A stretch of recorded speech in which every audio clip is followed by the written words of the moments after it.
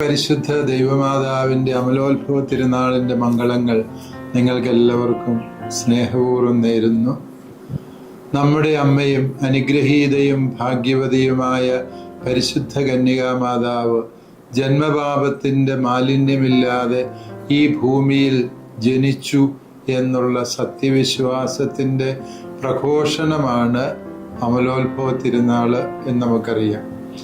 ജന്മപാപത്തിൻ്റെ കറയില്ലാതെ ഒരു മനുഷ്യൻ ജനിക്കണമെങ്കിൽ അത് നമ്മുടെ കർത്താവ് ഈശോ മിശിഹായുടെ കുരിശിലെ വരപ്രസാദം കൊണ്ട് മാത്രം സാധ്യമാകുന്ന കാര്യമാണ്. എന്നാൽ പരിശുദ്ധ അമ്മയ്ക്ക് ഈശോയുടെ കുരിശിലെ വരപ്രസാദത്തിൻ്റെ കൃപ ദൈവം മുൻകൂട്ടി നൽകുകയും അതുവഴി പരിശുദ്ധ അമ്മയെ ജന്മപാപമില്ലാത്തവളായി ജനിക്കാൻ അനുഗ്രഹിക്കുകയും ചെയ്തു എന്നാണ് തിരുസഭാ മാതാവ് നമ്മളെ പഠിപ്പിക്കുക.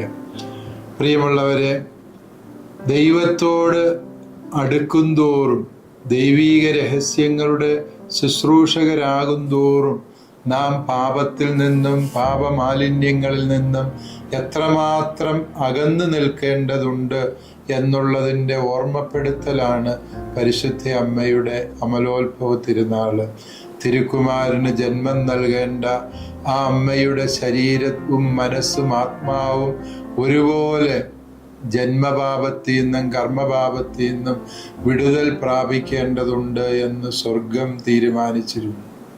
നമ്മെയും ദൈവം ഭരമേൽപ്പിച്ചിരിക്കുന്നത് ഈ ദൈവീക രഹസ്യങ്ങളുടെ ശുശ്രൂഷയാണ്. അവിടുത്തെ തിരുവചനം പ്രഘോഷിക്കുവാൻ, അവിടുത്തെ തിരുക്കുമാരന് ഈ ഭൂമിയിൽ സാക്ഷികളാകാൻ.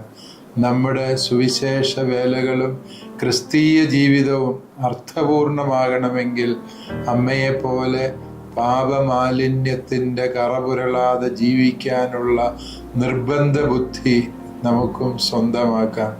ജന്മപാപമില്ലാതെ ജനിച്ച പരിശുദ്ധ അമ്മയുടെ അതേ ഭാഗ്യം ഓരോ മാമോദീസായിലും തിരുസഭാ മാതാവ് നമുക്ക് തന്നുകൊണ്ടേയിരിക്കുകയാണ്. മാമോദീസായിക്ക് ശേഷം ജന്മപാപമില്ലാതെ അമലോത്ഭവരായി നാമും ജനിക്കുകയാണ് വീണ്ടും എന്ന സത്യം കൂടി നമുക്ക് ഓർക്കാം. അമ്മയുടെ അമലോത്ഭവ തിരുനാള് നമ്മുടെ മാമോദീസായിൽ കിട്ടിയ വരപ്രസാദത്തെ ഓർമ്മിക്കാനും അത് നവീകരിക്കാനും അത് കളങ്കമറ്റ രീതിയിൽ ജീവിക്കാനുമുള്ള തീരുമാനത്തിൻ്റെ തിരുനാളായും നമുക്ക് ആഘോഷിക്കാം.